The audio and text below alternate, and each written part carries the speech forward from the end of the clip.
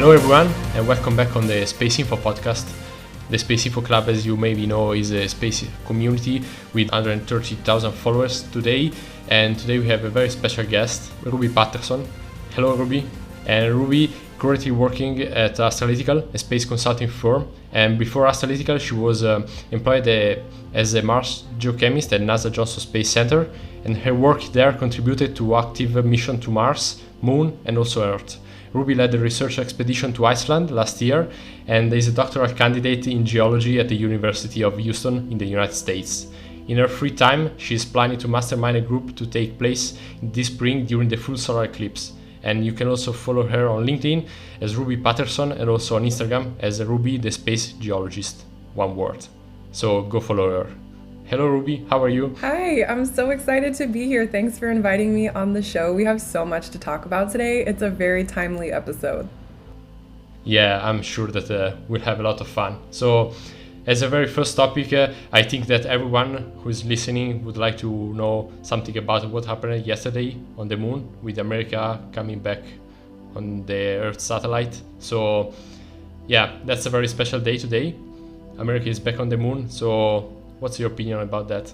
I am so proud to be an American today. Oh my gosh, America is just buzzing right now because Intuitive Machines officially successfully landed the first commercial lander on the moon, but this also marks the return of the moon in over 60 years.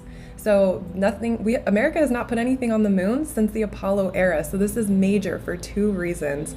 And now it's basically marking a new era of space exploration because no commercial entity has ever successfully accomplished something that's major before. Yeah, I think that, we don't have people on board this time, maybe just for a few months or 1 year.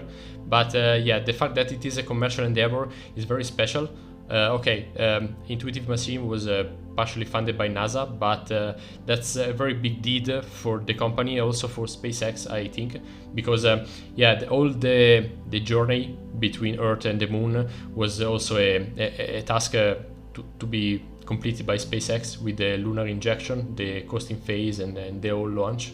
So that's a very special and also a test bed for future missions. And maybe someone is wondering why this mission took quite long to reach from Earth to the Moon, and while the Apollo program was took something like 3 days for people to travel from Earth to the Moon. And the point is that the different propulsion techniques have been employed this time, and this for sure paves the way for the Artemis program, and that's very special, and we are all very excited. I don't know if you were quite worried about the landing phase. I was for sure, because we've seen that in the last couple of weeks some problems occurred with different missions. So I don't know which were your feelings about that. Oh, it was a real nail biter for me. I was watching the live updates on YouTube, and it just was not clear for a little while whether or not Odysseus, the nickname of the lander, it wasn't really clear whether Odysseus had safely made it or not, because we could hear the feed of the flight director, and he would say things like, yeah, we were 8 degrees rolled. And so people were thinking, oh, okay, did that mean that the lander rolled, or it had been off center by 8 degrees, and then that may have triggered, one of the legs hitting a boulder, and possibly it had tumbled on the surface. And that simply was not the case. It was a very successful landing, and I think a lot of the ambiguity as to whether or not it successfully landed or not had to do with the ability to establish communications with the lander. So they had several antennae on the top of Odysseus, and they were just trying to establish communications, and that proved to be a little bit more challenging, I think, than everyone was anticipating. But they successfully did so, and now we are in a new era of space exploration and lunar exploration. And I especially love this mission because not only do I have a friend who works at Intuitive Machines, so I'm really proud and rooting for him, but there's also so much to learn from this region of the moon that this lander landed in. And so it's in the lunar South Pole region, which is very special because it has a lot of different geology than where we visited with the Apollo missions. And so this will help usher in the new Artemis, the era of Artemis, if you will. This lander touched down roughly 300 kilometers from the lunar South Pole. So we're still not super close to the bottom of the moon, like the very bottom South Pole region, but we're much closer than the Apollo astronauts were. And so little by little, we're making progress down toward the ultimate goal of establishing a more permanent lunar settlement. Yeah, and just to make some excitation about this, and for people who maybe don't know this, the lander just landed in a time lapse, which is something like the lunar noon. So yeah, maybe you that are listening, you know that the lunar day is something like 14 Earth day in terms of sunlight hitting the surface, and the lander doesn't have much time to make progress on the scientific side, because we have something like 7-8 days before the shadow takes the rover, and yeah, so time is running. Yeah, we're under the gun now. Yeah, it's do or die. Wait a minute, that's the me for the future, and we have an update. Actually, we recorded the podcast episode a couple of days ago, and we didn't have any news about the landing of Intuitive Machine Odysseus, but now we know that the moon lander is probably lying on its side, and the head is resting against a rock, we can say. Indeed, the US spacecraft, which actually made the history on Thursday by becoming the first ever privately built and operated robot to complete a soft lunar land touchdown, is in good condition. And it is the CEO of the company and the founder of Intuitive Machines, Steve Altemus, that released a press conference afterwards and tried to develop and explain the dynamics of the soft impact, we can say. And one possibility is a broken leg of the rover, and probably it is the cause that made the rover to tip over, and it is now laying on the surface of the moon, clearly. And we have no news about this, further news, because the company actually didn't answer all the questions that came to it from journalists and experts. So we are still waiting for further details. Actually, we know that there is a high gain antenna on top of the rover, which is very precise in orienting and pointing in order to work properly. So and also it is fixed on the rover itself. So there may be some problems in a large band data transfer, but we know that the overall condition of the rover itself are good, and it seems that the rover is anyway functioning and working basically properly, almost properly, even though its attitude is not the right one. And we know that we still have something like 7 days before the lunar night, and the programmed let's say shutdown of the rover is going to occur. And anyway, we'll leave this consideration to another podcast episode, so let us know what do you think. Before closing this update, we know that I can say that Intuitive Machine has still 2 further missions in prospect for 2024 to the moon, and the next one will see a robot to drill the surface of the moon itself. So the company and all the American and global companies privately are not stopping for sure due to this minor accident on the surface, and we'll see what will happen. Now back to the episode. Yeah, exactly. But yeah, in this episode we will just talk about the commercial side of the thing. And so I'd like to start with the very strong topics of today. And yeah, we are still talking about Intuitive Machines, but we'd like to talk about Columbia Sportswear and also the artist Jeff Koons. So maybe you'd like to introduce the next topic, Ruby. Oh my gosh, this topic is something that absolutely mesmerizes me when I think about what is actually going on in terms of the economics of the space industry now. So I'm sure anyone who has turned on the news to anything involving Intuitive Machines, it is impossible for you to miss a bright gold omni-heat shield that was on the lander that was protecting some of the instruments and technology on board. But that was actually created by Columbia Sportswear, which a lot of you may be familiar with if you wear really big puffy jackets to go skiing or snowboarding. And it's all of that really shiny like silver and gold material that's inside of the Columbia jackets. That is basically the same technology that was on this lunar lander. I think they have a more advanced version of that technology on the lander, but it's the same company made both materials, which is so fun to think about, wearing space technology when I go skiing or something. Like, that's amazing. Or wearing space technology when I go to the grocery store and it's cold outside. So that is what is on this lander.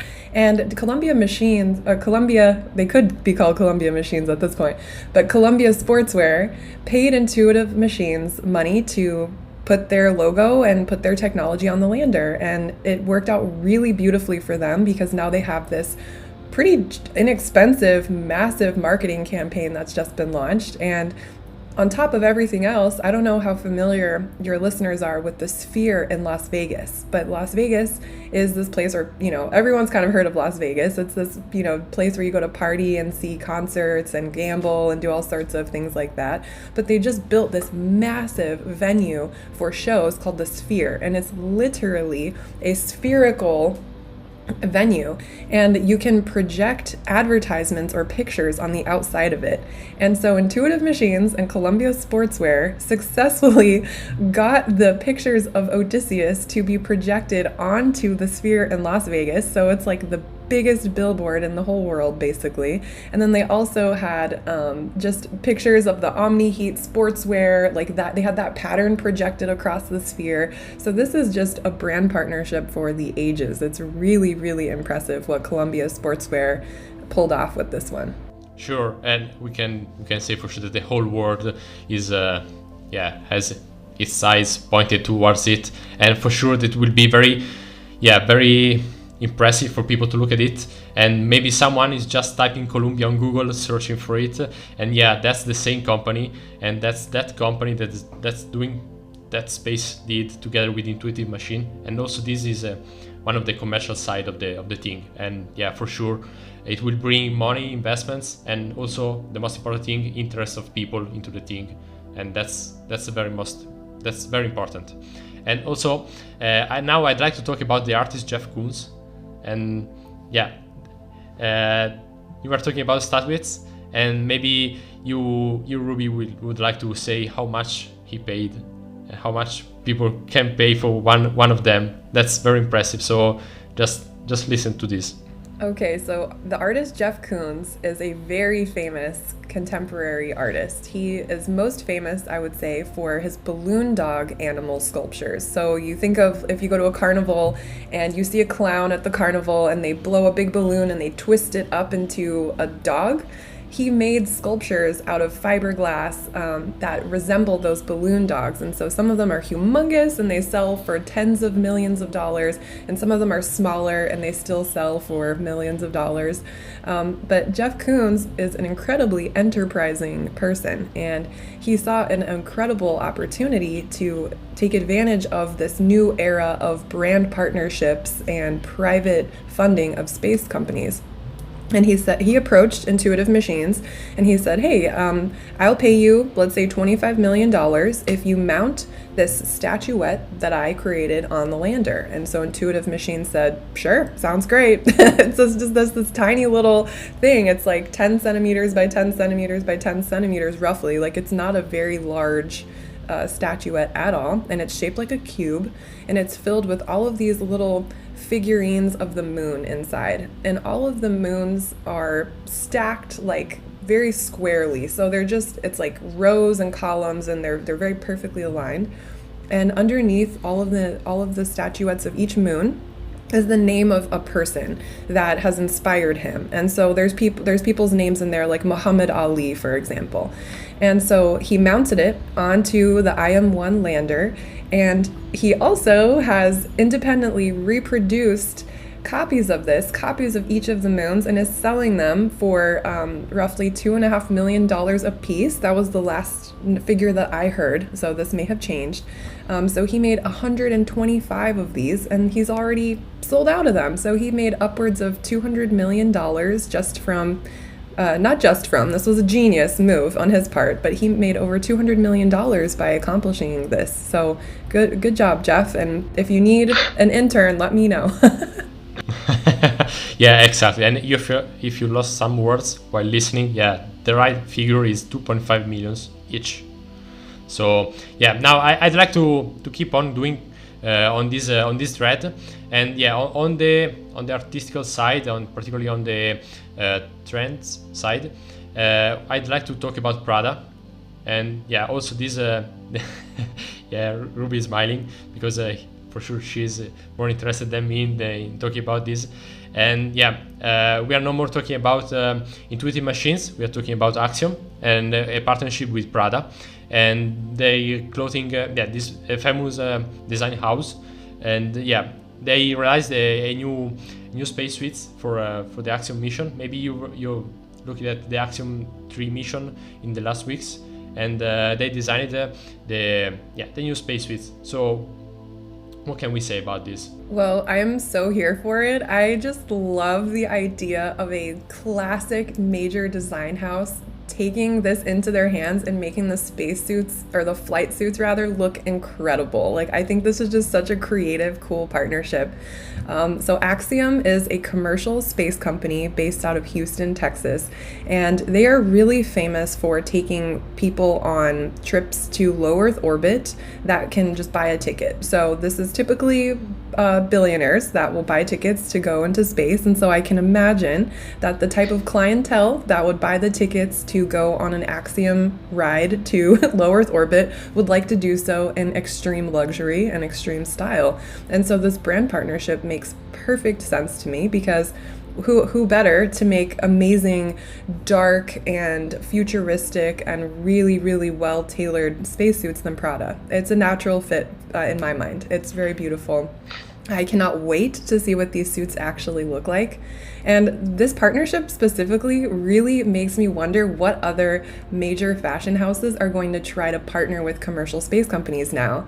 And this has not been like put in the news at all, but I would personally really, really love to see Chanel, for example, create a bag or like a receptacle for the Artemis 3 astronauts to collect moon rocks in. Like, I think that would look so good. Or even like Patagonia. You know how Patagonia is an outdoors brand and they're very known for having like hardy backpacks and like satchels and stuff. I think they would be a really great candidate to make a lunar moon rock receptacle bag or a sample collection bag. I think that would be really good brand marketing on their part. But again, that has not been created. I'm just simply stating that would be awesome. Sure, I think that everyone maybe recalls, for example, Omega for watches or Hasselblad for cameras, because they were the first objects and the first tools astronauts used during moon missions. And yeah, maybe moon boots also. More, that's a more familiar word and brand for sure. Maybe this time it will be the same but enhanced for sure. Maybe there will be a sort of race also on this side, and on the brand side, they for sure are fighting, if this is the right word, for visibility, and that's just a new way of showing their brand and maybe making people aware of what's happening. But also for the whole community, that's very positive, because everyone will look for their brand, for the brand identity, but also for what they are doing and what they are sponsoring with their money, and that's a very positive thing, because after all, we are trying to do science and trying to build a new outpost on the moon. So I see it as as a unique effort with a lot of different sides, but everyone is working toward a common goal. So letting man back on the moon. And so on this, you say one word which was futuristic, and I would like to recall about this one, and also the object. Maybe a lot of listeners will have on their mirror in their cars, and maybe if you looked at a Soyuz launch, you've seen a lot of puppets just hanging among the astronauts during the launch, and during the phases, maybe you see that the rubbers through which they are hanging up just try to stretch out due to the force of gravity, and that's exactly their job. So astronauts use them as a gravity indicator, and that's what Build-A-Bear is actually building. So yeah, let's try to talk about this now. Build-A-Bear Workshop is an iconic American brand. Every kid that grew up in the 90s and early 2000s has experience the magic of a Build-A-Bear situation. So these stores are very popular with American children, and if you're not familiar, the stores work in the way like you walk into them, you pick out what type of animal that you would like to create. They have all of these stuffed animal skins, for lack of a better word, and you fill them with stuffing yourself, and you can also put messages inside them. You put like a little heart inside of them. A lot of people will like kiss the heart and then put them inside.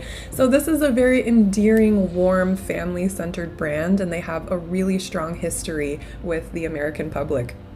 And so this was also a genius marketing strategy for them, because even though they make teddy bears and teddy kittens and teddy frogs and all of these little cutesy animals, they're now able to say that they are a space leaning company, because they put a tiny bear, probably as big as your hand, from your wrist to the tip of your fingers, just a tiny little bear called Gigi, on board one of the Axiom flights, and they used Gigi as a gravity indicator, which is such a creative use of their expertise to partner with something that Axiom would find useful.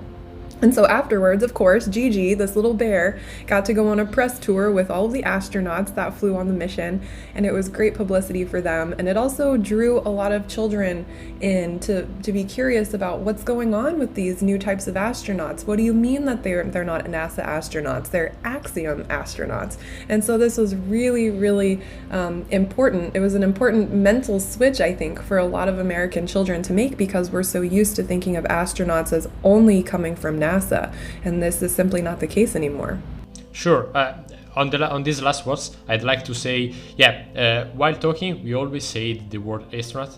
No one told about the cosmonauts, but that's already a distinguish between the two words. If you ask people for a past generation, that was very clear, because that was a race between the USA and Russia, and that's the way USA call astronaut. That's actually astronaut, but on the other side they call them cosmonauts. They do the same thing, the very same thing, but we are quite used to differentiate into this. And so maybe in the future the difference will be also between NASA astronauts and Axiom astronauts. So that's a nice way to start thinking about this difference, even though there is no difference at all. Maybe just the country of origin. And you know what would be funny is if they called them astronauts. That would actually work out well. The spelling will be very funny. But one of the most important thing is also the fact that the vice president himself of marketing of the Axiom company just underlined how this is important also for involving kids and children into this thing. The curiosity of the whole journey of the space launch is basically the fundamental thing to bring people into the environment. So I think that's very interesting also on my side for what SpaceInfo is trying to do, because that's about involving people who don't have a deep knowledge about space. And everyone who just has a passion about it just can find content and information about the topic. And I think that's very important, because that's the very first step into becoming into the community. And that's not important how geek or how clever you are. That's your passion about it that brings you into the thing. And I think that almost Dr. Patterson will agree on this. Almost Dr. Patterson does agree, yes. And I'm graduating in August. For all the listeners out there, I will be Dr. Ruby Patterson in a few short months. I cannot wait. But until then, I'm like army crawling to the finish line. Grad school is tough, okay?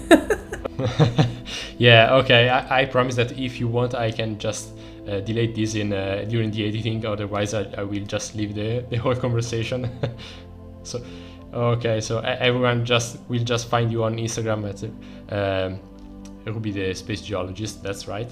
Yeah, I remember it. Yeah, okay. So just go look for her and just write her whatever you want. Come say hi. Find me on Instagram. I would love to meet your listeners.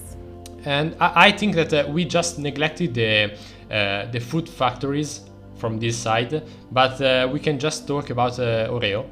Maybe there is something interesting that's happening. What do you think? Okay, there is something kind of funny happening with Oreo. So, Oreo, do you guys have Oreos where you live? Yeah, sure. I really like them. I like them more than Ringos. I don't know what Ringos are, but I'm down to try any cookie ever. So maybe in the future I'll try one. But Oreos, do they have all sorts of weird flavors where you live, or is it the classic typically? I've seen two kinds of flavors. That's the classic one and also the white one. But I don't know, maybe, okay, so for the listener, I'm in Europe and Ruby is in the USA. So yeah, I think that on your side you have much more flavors than me. Yes, in typical American fashion, we have just the most insane flavors of everything. But the Oreo cookies come in like birthday cake and red velvet and all this different stuff. They should basically pay us for advertising them right now, but we'll contact them later. But Oreo partnered with this company called Space Perspective, which is a high altitude balloon company.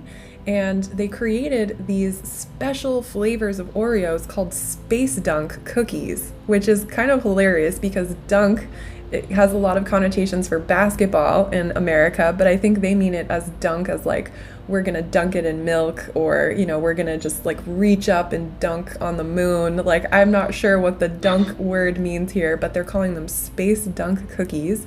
And the whole point in having this is that you can enter a sweepstakes, only if you buy the Space Dunk cookies though, to win a flight on Space Perspective's Spaceship Neptune capsule. And so this is a pretty insane sweepstakes because this seems to me like a very high risk prize. Like, they're going to potentially put like a family in this high altitude balloon. I don't know what this is going to really amount to in the long run. But in their press release, they mentioned that they really are looking to incorporate innovation and accessibility and playfulness into the brand identity of Space Perspective. And so by using all of this languaging, they're really invoking traditional space values that could appeal to a broader audience. And so that's actually kind of an interesting comment that the CEO made, because I do not think of the space industry as being very playful, and I do not think of it as being very accessible, but I do think of space as being highly innovative. So I think maybe they're just trying to inject what they want it to be, and they're making a self-fulfilling prophecy by creating this brand identity. Yeah, that's for sure. And yeah, also on the funny side, now we have to move a little back and just talking about space research, particularly maybe you have seen a lot of videos of astronauts on the International Space Station trying to manage and play, I would say, with the flames and try to cook things. Maybe on the very European side, I followed a lot the installation of a coffee machine on the International Space Station.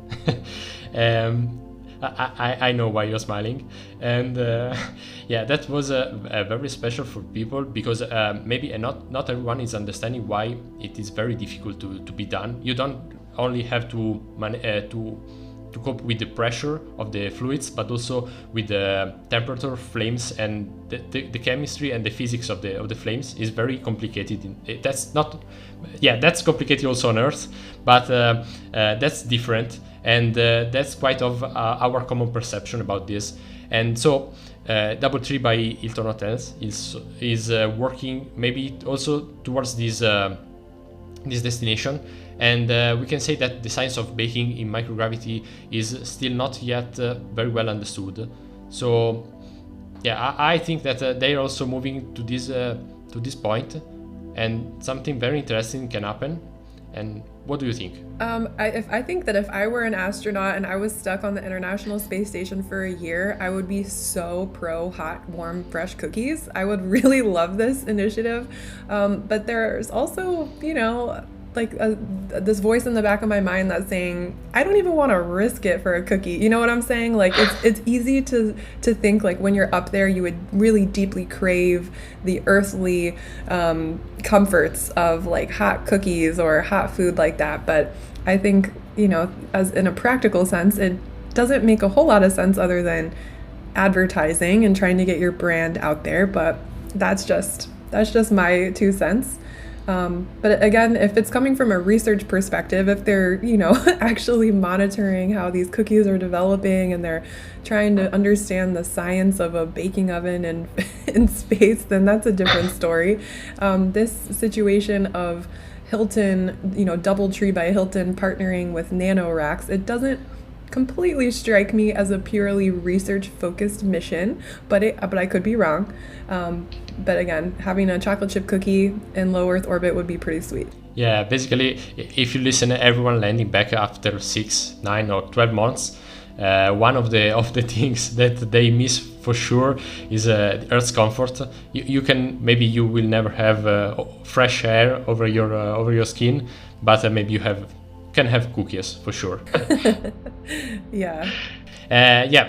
Also, I would like to continue on the scientific and research side, because a lot of people maybe are questioning if this is really useful for people on Earth, and I think that also one side can be added to this, and that's the side of the stakeholders. So basically, we can talk for hours about research, what we can find, and which benefits we can have back here. And there are a lot. If you Google also benefits of space, you will find a lot of documents by a lot of agencies just stating all the benefits we are getting back from space research, and there are a lot. So just try to find out yourself. So, but if we talk about money, and this is also a very important topic now. The ISS is the human outpost for us for research. But we for sure can make a lot of efforts and just develop this thing. Maybe bring also research on the moon, and not just going there for a few days, but just to stay. So do you think that we'll be able to stay on the moon in the next couple of years, or maybe it will take longer? In the next couple of years, I don't think so, but in the coming decades, yes. Just having worked internally at a NASA center, I got a really good picture of how cautious and deliberate all of the decision making is in terms of moving forward with Artemis 2 and Artemis 3. Even decisions like where are we going to land the Starship on the moon take an incredible amount of thought and deliberation. And it's just such a huge undertaking altogether. So I don't see it happening in the next few years, to answer your question, but we have so many other missions that are launching to the moon just this year alone. They're just not crewed. They don't have people on board. So you can look up on Wikipedia list of moon missions or list of upcoming missions to the moon, and you will see that there's over 60 missions planned to operate on the moon before the year 2030. That's insane. This is unprecedented. The moon is going to be so busy. So I think to answer your question fully, what exactly do you mean by sustained presence? If you mean that we're going to have landers and rovers operating, and possibly even hoppers, if you're familiar with that term, it would land and then kind of jump to another place and do some science, and then jump to another place, literally hopping like a frog. Intuitive Machines is building a hopper right now. So that may happen in the next several years. So if you mean sustained presence in terms of hardware and space hardware and rovers and landers, yes, we will absolutely have a sustained presence in that way. But if you mean sustained presence with humans on the moon for a long time, that will take several more years at minimum. Yeah, and that's for sure. And you mentioned the huge number of missions that will take place in the upcoming years. That number is actually insane. And I dare everyone who is listening to just think about how frequent they can be, how frequent launches that can happen. Maybe only SpaceX with Starlink maybe can have a higher frequency of launch if you think about this in the upcoming years. And so if a company is looking for commercial partnerships, what can find in Astrolytical? Oh, Astrolytical would be so happy to help. If you are coming from a company that primarily operates on Earth and you want to make your company into a space-based company or a space-supporting company, the consulting firm I work at, Astrolytical, can help you with that. We actually specialize in helping people figure out where their piece of the space industry is, just in terms of the greater space industry landscape. We also help a lot of people secure funding. So if you are a startup and you really, really want to make sure that you're successful, it would be a great idea to hire us, because we can help you refine your pitch decks so that you can secure funding from VC investors, or you can get money from NASA grant opportunities. And we also help you reform your proposals. So if you are writing documents, maybe you're not pitching in person to people that can invest in your company, maybe you're submitting a proposal for a NASA grant, for example. We're also really good at that, and we can help you reform your proposal so that it will give you a really good chance of getting selected, which is what we've done with several people recently. Sure. So maybe a lot of people, a lot of companies, also startups, particularly, they can see space as the final frontier. Maybe space can appear very far from their usual life, but as a space startup, funding is paramount, is fundamental for starting. So that's the very first step, and I think that can be very, very useful, and that's a cornerstone in the making. So yeah. Yeah, and I want to spell the word astralytical just in case people want to look us up. So astralytical is ASTRALYTICAL. And so our website is astralytical.com.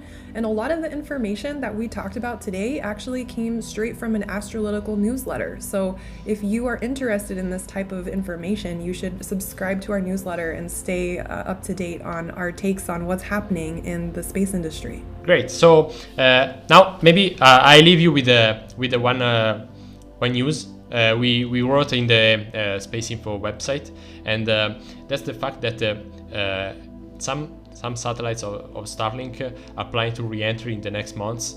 And maybe there is one question for you. So, do you know how many satellites have re-entered in the atmosphere in August 2023? That's a question for the listening. Maybe Ruby wants to say something. I don't know. I see her smiling. I could take a wild guess, but I don't know. My guess is 20. Yeah, that's quite more. Maybe you have to add try adding a zero, and that's the number of re-entries only in 1 month time. If you think that in the past years 20 re-enters was maybe what happened in 1 whole year, this happened maybe 10 times in 1 single month. That was August 2023, considering also, for sure, the majority of them were commercial satellites, very small satellites. But if you think about this, that's not really a sustainable behavior, because if you try to put something into orbit, you should follow some guidelines from space agency, but nothing just brings you back from launching something and putting it into orbit. So that's basically under everyone ethics and proper personal regulation, I would say. So that's quite a difficult trend to understand. And so yeah, maybe I would leave this episode with an open question for the listener, and that's about safety. So how is safety taken into consideration when putting things into orbit, particularly in the commercial era of spaceflight? So that's a question for you. Try to answer below the episode, answer in the comments, and contact us on the socials. Try to comment under our post. That will be very interesting. Now, for the moment, I just thank you, Ruby, for being here. Oh, Sebastiano, it was my pleasure. Thank you so much for having me. And everyone, just let us know what you think, what we can talk about next time, and just put a thumbs up, and see you in the next episode. Thank you.